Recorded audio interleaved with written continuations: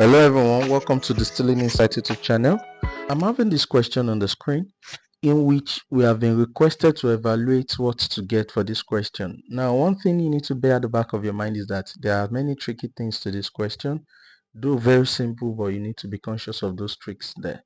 So the first thing is the 32 is not a perfect square, so you need to simplify it further to become 16 times 2 because 16 is the perfect square.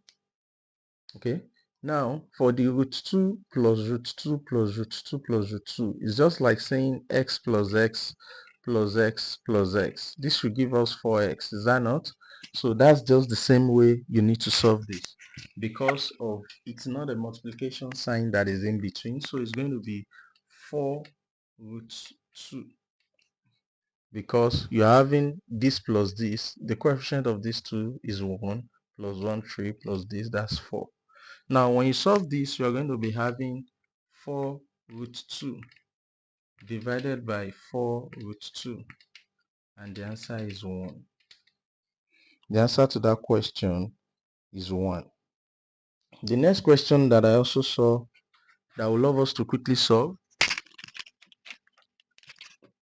we're having x plus 1 over x plus 2 equals x minus 2. So when you have this question, we are being told to solve for x. So what are you going to be doing? You're going to be cross multiplying. When you cross multiply, you have x plus 2, x minus 2 equals x plus 1, right? So x times x will give you x squared, right? X times this will give you minus 2x. This times this will give you plus 2x. This times this will give you minus 4 equals x plus 1. So equals x plus 1, right? Okay. So moving forward is that what we are saying in essence with respect to this question is that we are saying x squared, this and this will be eliminated because minus 2 plus 2 will give you 0. So we're having x squared minus 4 equals x plus 1. Now, by this time we have this, you can cross multiply, you can collect like terms to have x squared minus x minus 4 minus 1 equals 0. Then we have it to be x squared minus x minus 5 equals 0. So with this, we've gotten a quadratic equation that we can use to solve for our x, which we are looking out for. You can decide to use any of the formula that has been previously taught in any of our classes. So, but to make it speedy and to avoid any back and forth, I'll quickly use the formula method, which says minus b over plus or minus square root of b squared minus 4ac over 2a. Now, why am I using the formula method? Because I've just quickly made a consideration of the two figures. What will I multiply together to get this and to add the same together to get this? When that is not 6, it's going to be difficult. So I can go through this route to make it very easy for me. Then the negative sign here is written. Then it is minus 1 plus or minus, then minus 1 square, right? So now that we're having minus 1 square, then minus 4, what's our a? 1.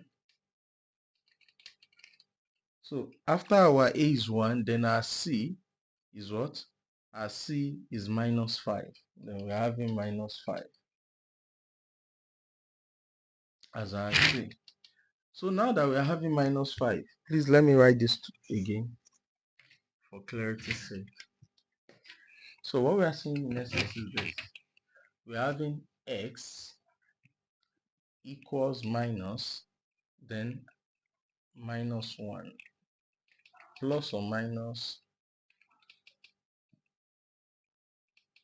1 square minus 4 minus 1, then the c, sorry, 4a, that's 1, then the c is minus 5 divided by 2, 1.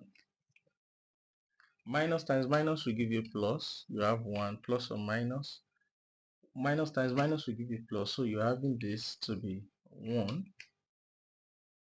Minus times minus will give you plus. That will give you plus 20 divided by 2. Right? So moving forward,